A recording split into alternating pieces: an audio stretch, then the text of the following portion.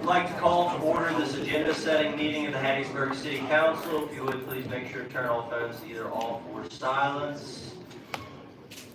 Ms. Kennedy, I believe we have some adjustments to our agenda. You can read those out. Yes, sir, Mr. Chair. We have add policy items number 21, number 22, number 23, add routine item number 6, and delete routine item number 3 at the request of the administration. Number 21 is approved service agreement with medical analysis for the operation of the city employee health care and wellness clinic for a term of 144 months and authorize the mayor to execute the same. 22, adopt a resolution by the mayor and city council to name the municipal building located at 601 East Pine Street in honor of Councilwoman Deborah Bernard Delgado. Number 23, approve subscription with Indigo Corporation for use of communication software and authorize the mayor to execute the same. Add routine item 6, ratification of claims docket for a period ending May 31st, 2025, and delete routine item number 3. Thank you, Ms. Kennedy. We'll see to those items are added and removed tomorrow. If you would, please read item number 1. Approve the minutes for the June 2nd and 3rd, 2025 meetings of the City Council. Council, are there any questions? Hearing none, we'll move to item 2. Accept the Planning Commission's recommendation to approve with conditions a conditional use request of parking commercial vehicle for a B5 zone property located at 6563 Highway 49, Ward 2. Thank you, Ms. Kennedy. Yield. Good afternoon, Council. I'll try to be brief, although this is a little bit of a complicated project that I made more complicated through a mistake I made when the Burnett's made application, and I thought we had a solid contract. The project begins months ago when the Burnett's had a meeting with staff to talk about charitable work they wanted to perform along with future warehousing expansions. The takeaway from the meeting was for the site plan review committee. The takeaway from the meeting before the site plan review committee was that the warehousing would be a future component. When the Burnett started staging commercial trucks on the site, we had to meet with them to talk about this being a violation of our land code, and we needed to run this portion through the Planning Commission and City Council. They then made an application, and when doing so, provided us with an owner finance contract. They gave them permissions to do the things that they were asking for. I agreed to accept the documentation at this point, and when staff prepared reports, we discovered that there was a change in ownership for the owner finance contract. We asked legal counsel about it, and we were advised that we needed to correct the paperwork with ownership affidavits that are routinely common in the applications. Without the documentation, the Planning Commission voted to approve contingent upon receiving those forms. A little bit of background information is here with the project timeline. We met with them about the particular violations in March, although we took the application March 17th. So this was right about our deadline time to take applications, and so we ended up having a meeting after we took the applications. We went to the Planning Commission on May 7th, and then we delayed a couple of City Council meetings waiting for paperwork to come in. And we're here today. specifics about the ownership contract was here. You can see highlighted in orange, this is the Hospitality Inc., or LLC.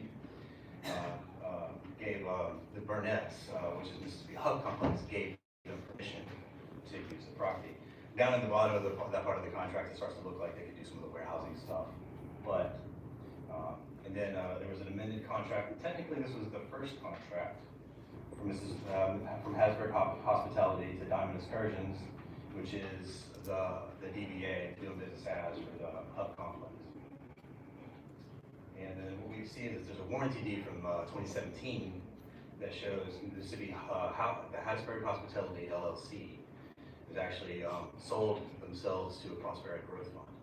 So this is in 17. They have a contract from 24 and from 24 and 25, an updated contract from 24 and 25. But there's a deed that changed the ownership in 17. Those contracts are from the old owner, not the current owners. So if that makes sense, I can go through that again real quick so you can see Hospitality Inc. there in orange, or I'm sorry, Hattiesburg Hospitality there in orange. Signed a contract with Mississippi Hub Complex, the Burnett's. There's the revision, although technically this was provided as the revision, technically the other one, this one came first. And then the special warranty deed that shows from 2017 that shows that Hattiesburg Hospitality is sold to the Prosperity Growth Fund. So essentially, they have a kind of invalid contract. And so I pick up where I left off here on my written notes, so I didn't wander off too much. We've been in email contact. We've been in email and contact offered a conference call with ownership in Utah. So far, they don't have any written permissions to proceed. However, as of today, just before this meeting, the Burnett's today provided me with updates that the landowner, text messages from the landowner, saying that they would most likely have written permission tomorrow. So that's roughly the merits of the ownership problems, and not the actual merits of the project itself. I would say that we need to be cautious about. There's phones going off. If you could please silence that. If someone's bag. Somebody left the bag. A little bit louder. Yes, Ms. Delgado. So that's that was roughly the merits of the contract itself, and not the merits of the application. If the application, if we needed to reject this because of an incomplete application, I would see if we could potentially refund the property owner's application fees. However, it does sound like that they may have some of the ownership affidavits tomorrow. So, okay. When you say that, it makes me wonder if your next message is X, Y, and Z in the application. Is the application okay? The application, currently, they don't have written permission to proceed forward with land that they do not own. Okay, They have no, one, yeah. but they're saying that tomorrow, Prosperity Group Fund LLC is going to provide them those documents. My question is not about that part, because I believe that's coming. Yes, I'm ma'am. talking about the other part. The rest of it, the merits of the application itself, yes ma'am, it's right here. Okay. So, so they asked for a conditional use for commercial truck parking on B5 property. This is without a warehousing component, which is not operational yet. It's a conditional use, otherwise it probably would have been more by right. Maybe you think of the difference between Budweiser versus just fleet parking. This is the area of, this is the property that's a future land use. This is the site. The site is, I think, what was, I've been told is formerly the old Magnuson Hotel. The property has been mostly demolished with the exception of the front building that they're working on renovating. Pictures of the surrounding area. And the planning commission recommended to approve with the condition that we get the necessary affidavits. Okay. All right, thank you. Council, are there any questions related to either the ownership affidavits or the application as it stands now? So we have to table it if the paperwork not come in tomorrow, how that work? To be fair, I kind of put you guys in the spot that shouldn't have happened. When we reviewed the application, we didn't cross-reference the deed to the contract, and we just kind of did a cursory review, and we didn't do a more thorough review than we usually do when we start developing our staff reports. So this is kind of in your guys' court. You could do that. We could accept it, we could reject it. We need to be careful about accepting anything that the ownership doesn't have written permission to proceed on the property. I can speak to that if you'd like, Mr. Miller, please. Since I'm the one that threw the wrench in the works to begin with. A conditional use runs with the property, as y'all know, and impacts the property rights of the owner, mostly in a positive way, obviously. But certainly at the owner's discretion whether they want that attached to the property or not. In terms of your options for tomorrow, you could table it to see if the affidavit brought into the satisfaction of staff. You could approve it subject to the same conditions that the planning commission imposed, one of which was receipt of that affidavit. So the approval wouldn't really be operative until that happened. Don't know if y'all want that hanging out there as a matter of policy, but that would be legally an acceptable way to proceed. Okay. I've got a problem, not with the paperwork and everything, but go look back to the overhead. You know, I'm not seeing where they're gonna park the trucks. I'm not seeing an ingress or egress from the highway. Don't know if fire trucks are gonna be able to get in there because I can't, it's looking at old buildings. They said they're gonna tear down 3 of them and build 2 back or something. I don't see it. Has there been a site plan? So we met in site plan review, we discussed it, we looked at the aerial photography, and you're gonna probably see this a second time today, is that the ordinance doesn't require a site plan. It doesn't require a site plan when it comes to a conditional use. It does say that we could opt in and require one, those things, but it does not speak to it that it is absolutely required. Because I brought these objections up 2 meetings ago. I don't know if it was with you or Jeffrey, I think. I don't know what I'm voting on. I understand, and I've spoken to the Burnett's about this. Is that we may need to revisit the site plan and look at where specifically they would like to do the parking and the other items, ingress, egress, number of vehicles. You know what I think we ought to do? Start it. Well, if they've done everything other than based on what your department represented to them, because if they've done all of that, except that they don't have this document that they said they're gonna present tomorrow, then why can't we get a site plan review, table it until we get a final site plan review, if that's what it's gonna take to get approved? Because they've been waiting for a long time. That's what the council plan to do. I will just echo Mr. Carroll's concerns. I would love to see some type of site plan just to understand kind of how these trucks are gonna be able to fit in here. I will say that owners of the hotel next door did reach out with concerns about whether trucks would be able to idle all night and potentially disturb their guests. And so I do know that was something of concern of the property owner next door. The Holiday Inn, that they reached out to me specifically. And so that was one concern is, will these trucks be idling all night? Is there any plan to address, trash, things like that? Security, lighting, any numbers of things that I think we would expect to see in a commercial truck parking lot. I don't feel like we have those details in Mr. Carroll's report. So we'd love to see some of that information so we can accurately consider the request. Mr. Burnett is here, him and Ms. Burnett, right now. Yeah, I believe that they signed up to speak as citizens for. They did. Okay.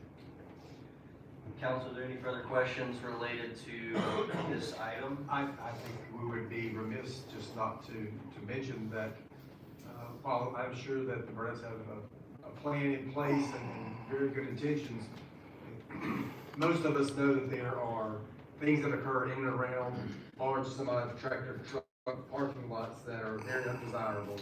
And so I'm not sure this is a spot where we have Holiday Inn guests. It appears we have townhouses or apartments back behind there. I would also be concerned with what we're inviting into an area where we have a lot of visitors in our city. Were these issues, raised at the planning commission level? Planning Commission had some minor conversation about it, but they did not end up voting on anything beyond the conditions of asking for the completed application or like ownership affidavits. If there's nothing further on item 2, Ms. Kennedy, if you would read item 3.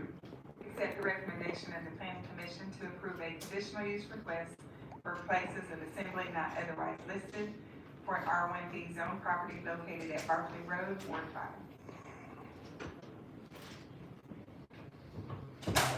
Good afternoon, council. So another conditional use request, and so this one is a similar situation, like Court mentioned, is that we don't exactly have a very detailed site plan. We've got some information from the applicant on the proposed site, but what they're trying to do is get started with, they want to work in phases on establishing their property for a place of worship, a church. And their initial phase that they're looking to do is clear some of the land in order to get it set up for the next steps. And we have kind of impressed on them that they do need to have a site plan, but they did not submit one as part of their application, although they do have a floor plan that they provided. But this is a property located on Barkley Road and located in Ward 5, and so we'll kind of get you some photos. And so this is the location of the property that they're looking to develop on. Now they own multiple parcels and adjacent to it, but this is the one that they immediately identified as one that they're looking to clear some land on and do some just clearing to get it set up for the next phase of site development. It is in our neighborhood conservation district 2 of the future land use map. There is a wetland on site, and so that was something that we had discussed, that we need to see, at some point where the location of the building will be in terms of, in relation to this, so to make sure we're, compliant with all of our regulations for stormwater requirements. Site aerial of the property. A couple photos of the surrounding area.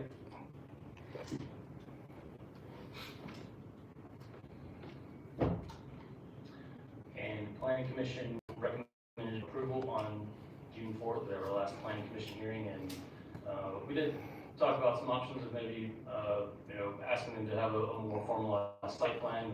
I think they were approving generally the concept of the place of worship at this location, and they recommended approval for this request. Councilors, any questions or comments related to this item? Did they mention a timeline on getting the site plan? He did not. I believe they're working on a way to phase it out in a way that's appropriate for how they develop it. I don't think they provided a clear timeline on that. In this instance, is a site plan review required? At some point, they will need to have a site plan review, and through that process, they would have to meet all the land development code regulations, pending they don't need variances or something of that sort. It just with what I'm thinking about the last item, where we're told that a site plan review is not required for conditional use, but if we reasonably know that should accompany, this kind of application because of the dynamics that have come up with this one, and these people have been going through this for quite some time, it would seem that we need to do something to amend our requirements to say you need to do a site plan review because it's going to be in the best interest of everybody. So then it means that there's a problem with our internal system as opposed to them doing what we presented to them as being the requirements for them being able to operate. You understand what I'm saying? Sure, yeah, that was a point that was brought up at Planning Commission as well, that maybe we can either change internal policies or the land development code to make it very clear on what we expect as applicants come through this process. But you do have a good point. Some requests don't require a site plan review. in the instance that it is a conditional use that is in a building, an existing building, such as a group care facility where, they're not making any changes to the site, where it is simply the use that they're approving. So that's kind of the caveat there. But if we're providing the professional oversight and guidance, then we should know. You understand what I'm saying? We should know that this is going to be expected so that this company is not just sitting back waiting for the process to come to an end. And knowing, with us knowing that if we could probably get a situation that they brought up today, saying that there needs to be some kind of pipe thing, it's a problem. Yeah, I would just say, I agree with Mr. Go's comments that I think changing our ordinance in whatever way to have a site plan would be helpful, because I look at this particular application, you mentioned wetlands. I think it would be worth the council understanding. I mean, it does look like there's a fair amount of property, but if we were to grant this conditional use, can the property be reasonably developed with wetlands on it? And a site plan, I think, would show that. And so, I would absolutely consider adding that in the future. Councilor, are there any further questions on this item? Hearing none, we will move to item 4. Accept the recommendation of the planning commission to approve a conditional use request for outdoor storage with gravel for a B5 zone property located on Jackson Road, Ward 3. All right, continuing our conditional uses. This is a conditional use for a outdoor storage with gravel for a B5 zone property, and so this is Mitchco is proposing to develop an office here, their construction office, and they're going to have some outdoor storage, and they do have a site plan, so we can review that on this application today.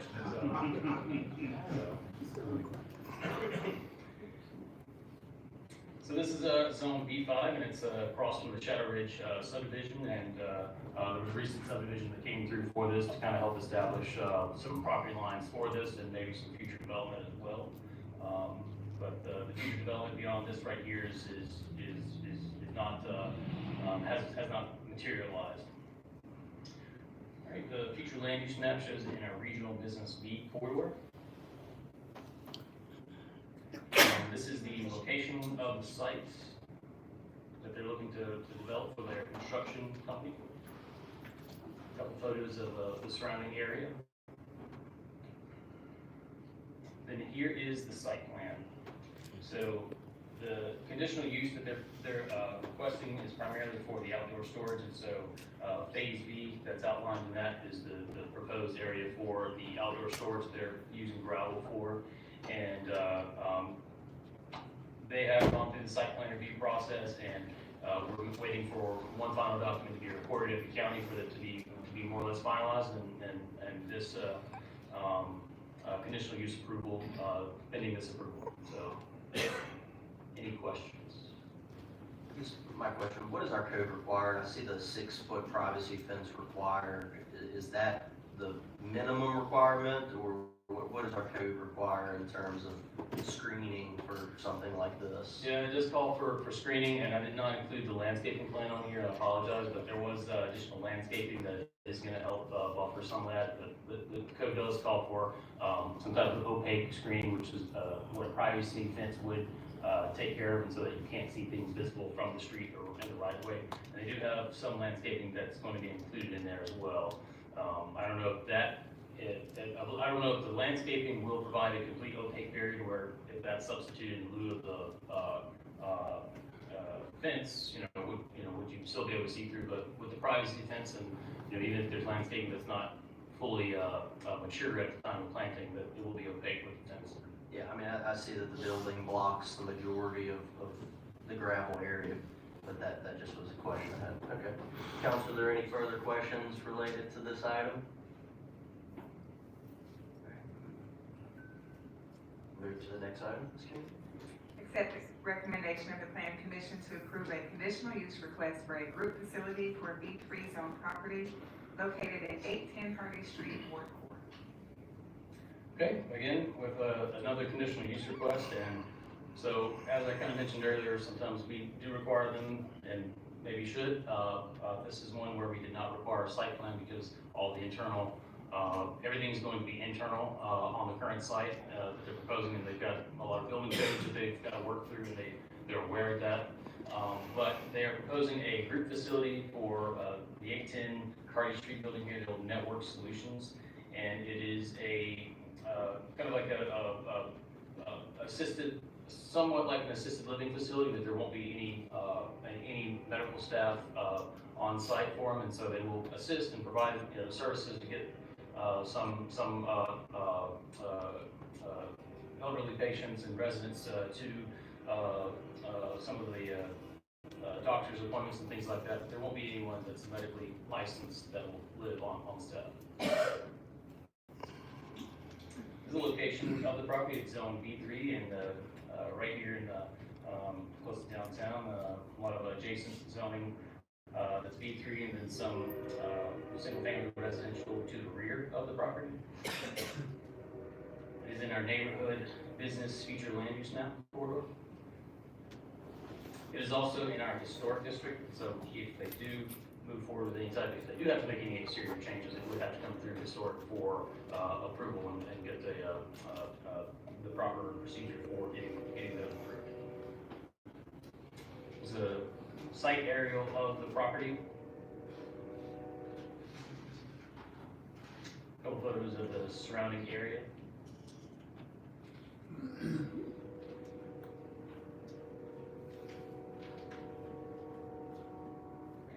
And Planning Commission recommended approval at the June Planning Commission hearing for this request. Any questions? Council, any questions related to this item? Hearing none, can move to item 6. Accept the recommendation of the planning commission to approve a conditional use request for dwelling, single-family detached for B2 zone property located at 237 Short Columbia Street, Ward 2. Okay, well, I hope you can kind of see the duality of the position that we're in, because this is another one where we don't need a site plan, because it is an existing structure and they're not proposing any changes. But this is a property that's been vacant for quite some time, and I think at one point even had some code enforcement violations, and maybe even went to a public hearing for some additional for council action to take some repairs into the city's hands. But we do have someone who's proposing to use this as a single-family dwelling currently, and it's been a couple different things in the past, shifting between residential and commercial. And the zoning in this district does require conditional use, and it's been abandoned for quite some time, and so they're having to reestablish it through this process. The structure appears to have been originally constructed as single-family residential, and so they will have to go through and do some renovations. I know that they intend to probably gut the property and kind of redo a lot of the internal, but they do want to live in it. Location of the property is zone B2, kind of close to the old Hercules facility across the street from it on Short Columbia. It's in our neighborhood business future land use map. It's a site aerial of the property, and I apologize that box is on the adjacent one, but it should be the one directly to the left of it. There's an addressing issue with the multiple maps that we use, and so this is the one that it pointed at near about the parcel, and the one that they're establishing is one with the large concrete driveway directly to the left of it. A couple photos of some of the surrounding property area.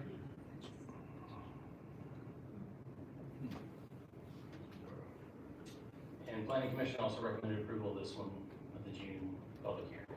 Council, are there any questions related to item 6? Nothing further. We will move forward. Item 7 was addressed in our public hearing, so we'll now move to item 8. Adopt resolution declaring property located at PPIN 42949 as surplus and authorize the sale of said property to DTV Enterprise LLC in the amount of $12,000, and authorize the mayor to execute any and all necessary documents to the same. Are there any questions on item 8? Hearing none, we'll move to item 9. Adopt resolution authorizing the submission of an application for the U.S. Department of Defense 2025 Defense Community Infrastructure Program grant, and authorize the mayor to act as a representative of the city in this matter and execute any and all necessary documents. Any questions on item 9? Hearing none, we'll move to item 10. Adopt a resolution supporting the application for Safe Street Roads for All implementation grant for the city of Hattiesburg, Mississippi in relation to the William Carey Parkway and US Highway 49 intersection project. Any questions on item 10? Hearing none, we'll move to item 11. Approve release of lien documents filed in relation to code enforcement cleanup assessments for the attached memo and authorize the mayor to execute and record the same. Any questions on item 11? Hearing none, we'll move to item 12. Approve sanitary sewer agreement by and between the city of Hattiesburg and More Properties, Inc. for the acceptance and treatment of domestic wastewater and authorize the mayor to execute the same. Are there any questions on item 12? Hearing none, we'll move to item 13. Approve agreement for professional services with Neil Schaefer, Inc. to provide engineering services related to the Gordons Creek Linear Park River District project for a fixed fee of $456,961 and authorize the mayor to execute the duplicate. Any questions on item 13? Hearing none, we'll move to item 14.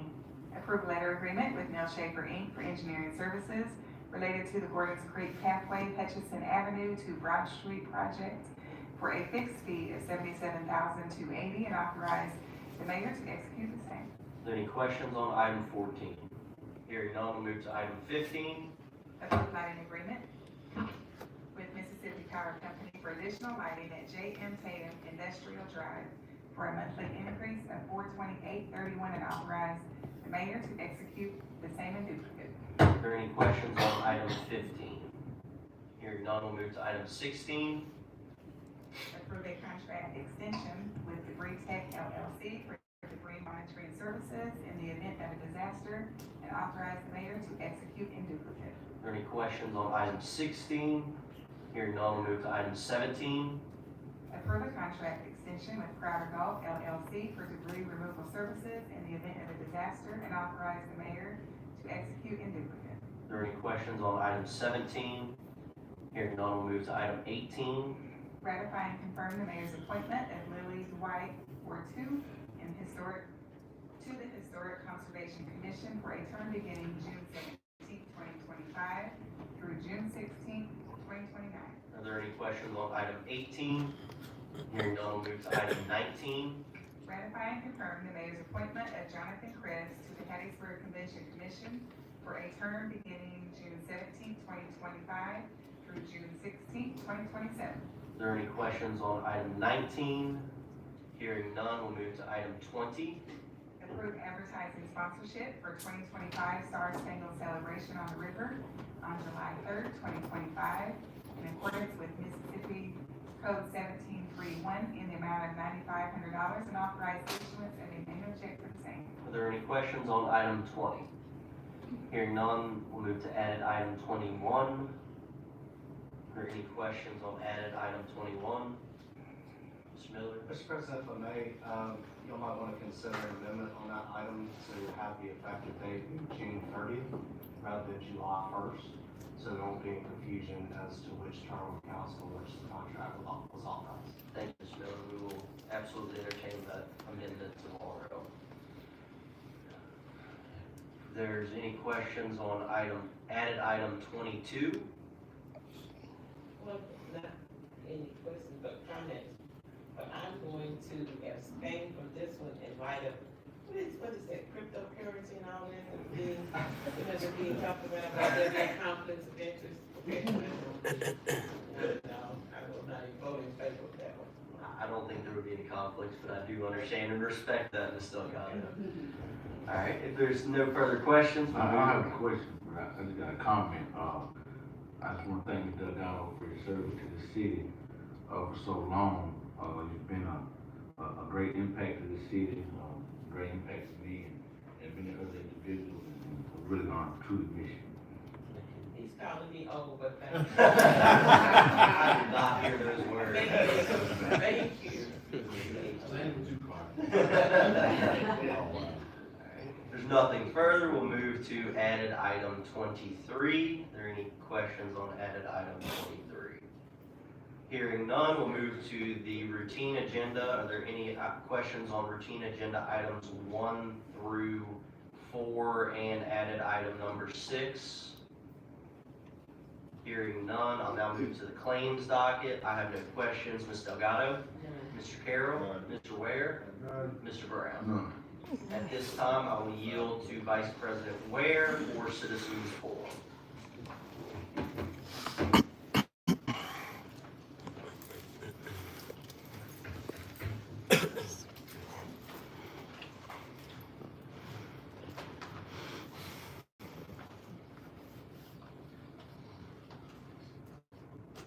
Thank you, Mr. President. As you come up to speak, we have a few speakers this evening. I'll remind you that you're going to be given 3 minutes to speak. This is a time for the council to hear from you, but not to respond. So if you have questions, we'll take those under advisement and someone will get back with you. I'll also remind you that we will not be calling names at this meeting. You may refer to a department if you would like to, but no particular individuals. That being said, someone who's known to us all on the council, Mr. Virginia Smith, is our first speaker this evening. Virginia Smith, 200 Tuscan Avenue, Apartment A. I come to you with a complaint and a situation that happened the day after the last council meeting. I went to the police department to file a complaint about some new information about my landlord that they filed in civil, not civil, with Bob Hefford, Judge Hefford, which is a civil litigation, not a eviction or anything that's got dismissed. So, went in there and I told the lady that I had come in there to file some paperwork. Then I left paperwork in the car that waiting on the officer to come. I went to my car. Soon as I got the paperwork, an officer came and met me at my car on the other side of the police department. He told me that they said that I was not allowed in the building. They. So I want to know who is they, because they can be everybody in that building. So nobody gave me a name, but they said I couldn't be in there. So for me being a law-abiding citizen, you know what I did? I said, okay, I'm gonna abide by that. But then I said that everybody is in due process. Everybody will have due process. So y'all are in violation of due process of law. Y'all supposed to abide by the law. Y'all don't supposed to refuse service. But then on top of that, do I supposed to change that I'm disabled for you to serve me? So every time that I go there and you refuse service, you are in violation of the Mississippi Disability Act, ADA. And every time that is a fine up to $1 million every time. Do your homework, please. Not only that, but you're in violation of the Mississippi Victim Act also, because I'm a victim in all of this, trying to get justice for this injustice they put on me. But y'all are preventing me from doing that, which is against the law, because it is, let me see what the words for it is. Hindering prosecution. That's a federal offense, isn't it? You know, people that hinder prosecution, they go to jail for that crap. So again, I don't know what I'm talking about, because our city attorney said that I don't have a degree. That I don't know what I'm talking about. What degree tells the truth? I come here for the last 3 years, I've had an issue with our city coming on me. I did absolutely nothing except for tell the truth, give you the complaint that I have, the information, and y'all supposed to do a job, but y'all, instead of y'all doing a job, y'all failed me as a grandparent, as a mother, as a providing citizen, a productive citizen that's providing for our grandchildren. Y'all can't do your job. I'm coming for the job this time. Next speaker listed is Gia Kroom. Ms. Kroom here, she's spoken of the previous. I'm here. You coming up, Ms. Kroom?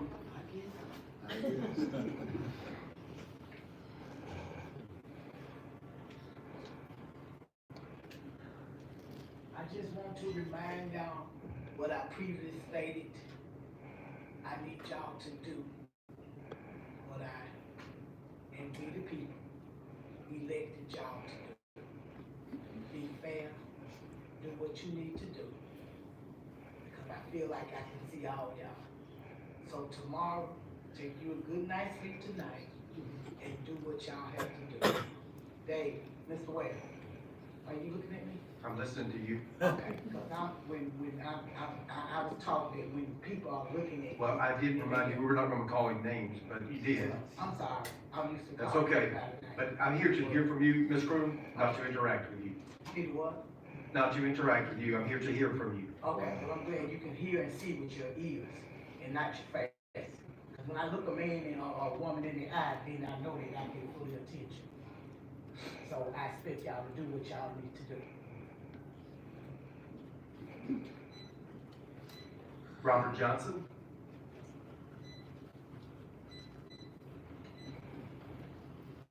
I'm gonna mess this name up. Bernard? Sayings. Thank you. Yes, I'll tell you what, anybody deserves your full 3 minutes, man, Yes, sir. you getting all 3 of them. Yes, my name is Bernard Sains. I own a fruit stand on the bypass. I moved here 7 years ago from Chicago. I've been working hard on that corner for the last 5 years. And I like to pass out some photographs, if that's all right.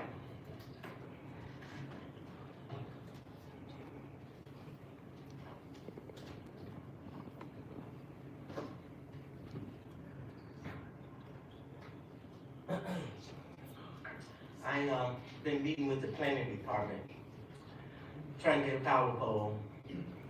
For the last 5 years, I've been working in the heat all summer, don't take no breaks. That's the only income I have. And I know I'm in the flood zone. That building have always been a fruit stand for that community. So I come before you guys, asking for a temporary fix, 1 year. Allow me to have a power pole so I can continue operating my business during the winter months. I can have heat. Summer months, I can stay cool. And I'm hoping that I can get some relief today because you guys gave me a purchase license to operate. Gave me everything I need. I just need some power. And I know I'm in the flood zone. If I can get a year or 2 years still operating, I can tear that building down and I can come back with a new building. But for right now, I'm just got to keep grinding and I need some help. And as you can see from the pictures, when I first took over the establishment, it was a wreck.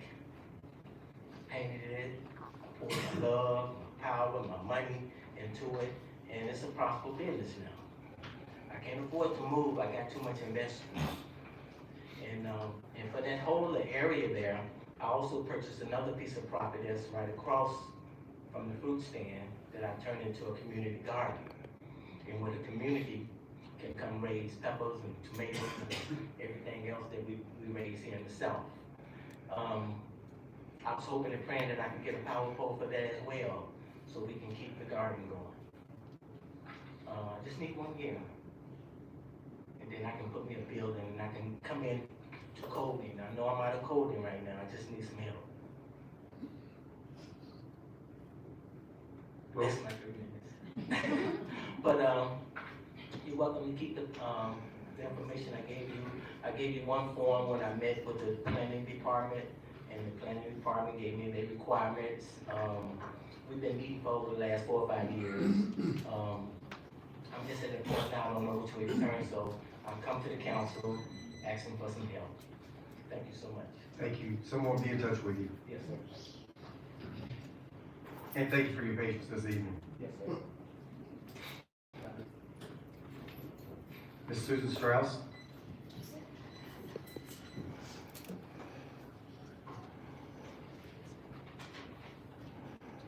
Hey, I'm here to talk about something else controversial, Carter Carroll. Years ago at our Innswood-Kirkwood meeting, Carter jokingly said, if you can't get a hold of me, just tell my assistant, Susan, okay? So I walk my dog every day, and I see all the people going to work, or they're walking their dogs, or they're jogging, so they would tell me what they thought needed to be done. Or either I would see something and I would send Carter a text, and I'll tell you that I sent him a text because when I would call him, this is what I would hear. Good morning, Susan. These are just, by the way, the action line is recorded. Carter is not. These are just a few of the things Carter has done for us, just besides the road repairs and the debris blocking the roads. He's dealt with erosion issues. He's helped with our Innswood sign on Lincoln Road, an abandoned house, cleaning Gordon's Creek, that's ongoing. Golf carts, we won't even go there today, will we? Drainage, that's ongoing. Lights for the alley, still need that. We've had to replace so many stop signs and street signs and storm drains in our neighborhood that Carter threatened to have us all take driver's education. I don't think he has the power to do that. One time a lady across Lincoln Road called me and she said, hey, there's a cat stuck up on a power pole, call Carter. And I said, honey, Carter's tall, but he's not that tall.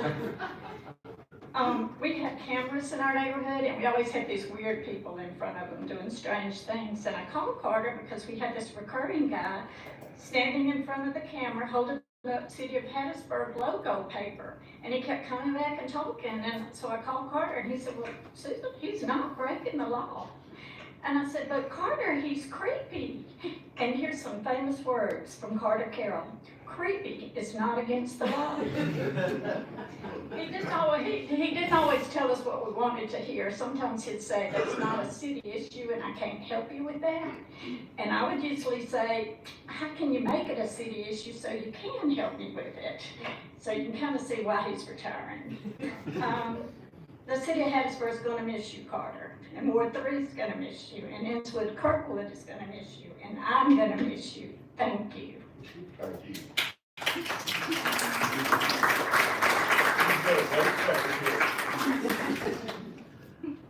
Question, does that mean you're retiring too, Susan? Because I know Leanne's interested in There's this. something about back pay. Next speaker, Aaron Smith.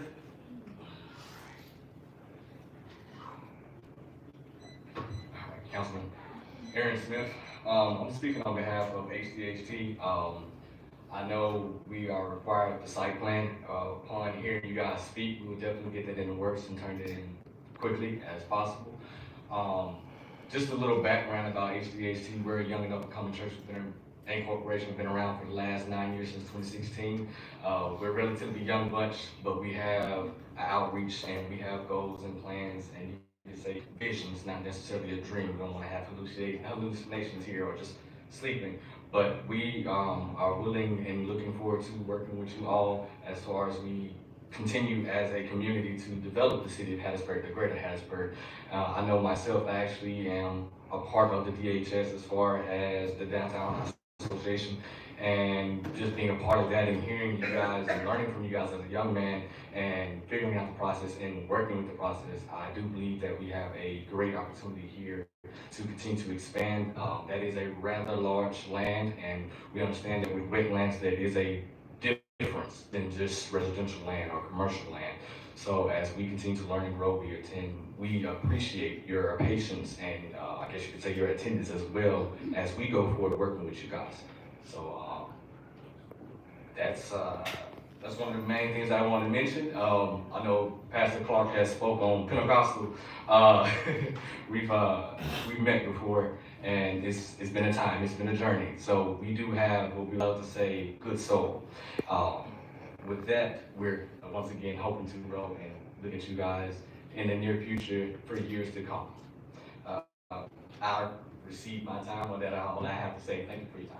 So just to help me, because I'm looking, the HDHT is the Higher Dimension Harvest Temple, is that correct? Yes, sir, that's correct. Here you go. I just want to make sure we had the name of your organization. Thank you. Thank you. Thank you. I'm gonna get you gonna leave? Sir. You about to leave? Yes, sir. Okay, I want to get you my contact information. Yes, sir. Riona, I'm sorry if I messed that up, Burnett.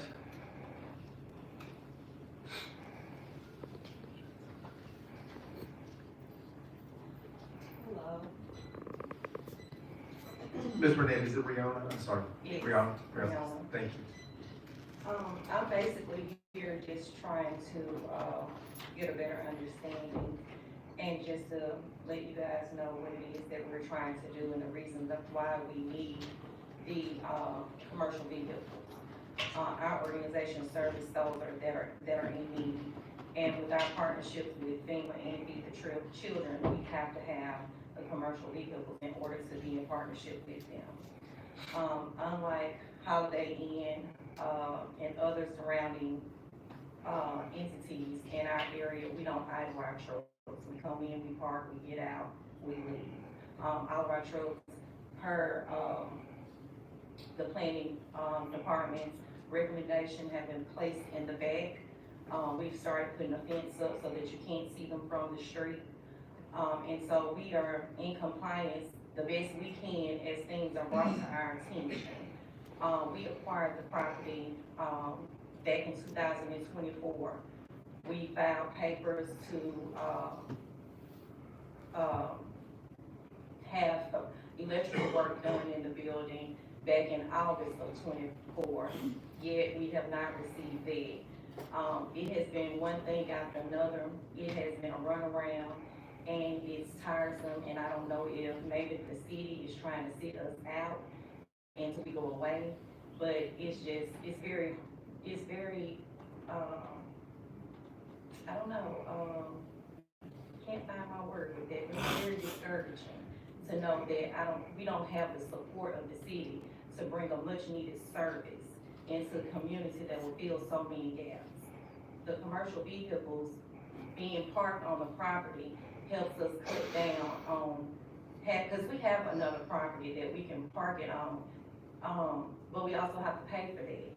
Whatever we bring into Hattiesburg, we are giving it out totally free.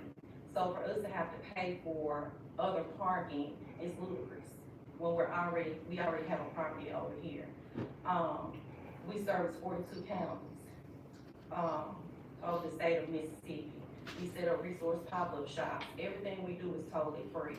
So, to have the commercial vehicles there is, I mean, it only makes sense, but we don't idle our vehicles. Our drivers don't linger around. Per, the planning committee, we've met with them twice already. Per them, we have put it in there nice and neat. Whatever they ask us to do, we're doing. So for it to come here today and they say, okay, well, we're gonna table this, or we need a site plan. We've been at this since 2024, and I just think like enough is enough. I mean, we should be able to move forward or do something. That's my time. Thank you, Ms. Burnett. Unlike the other public hearings, we don't yield. That you have your 3 minutes, so if you would like.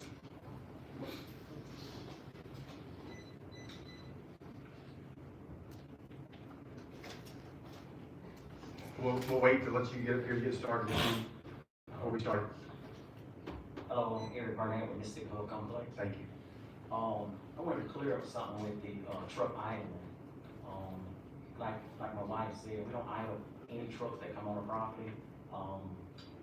For the Holiday Inn that's complaining, I mean, they have reefer trucks in there just about every night that run all night. So if it's disturbing anything, it's their trucks, their customers. And we're doing everything by the book as we can. So I don't know, I mean, whatever else you guys need us to do, we'll do it. We don't have a problem with it. I think that's pretty much everything I need to say. Thank you, Mr. Burnett. Appreciate you. I know there was others that wanted to come speak, and I don't think we have them listed on here, so. Melanie, do you want to come up? I'm gonna bring this back out, let you sign. And is there anyone else who wants to speak at Citizens Forum whose name I haven't called?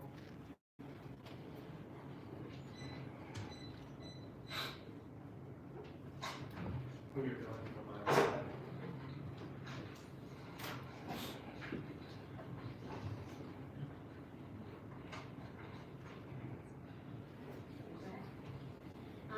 Good afternoon. afternoon. My name is Melody Miller. My husband Dennis and I own Hub City Property Management in Hattiesburg.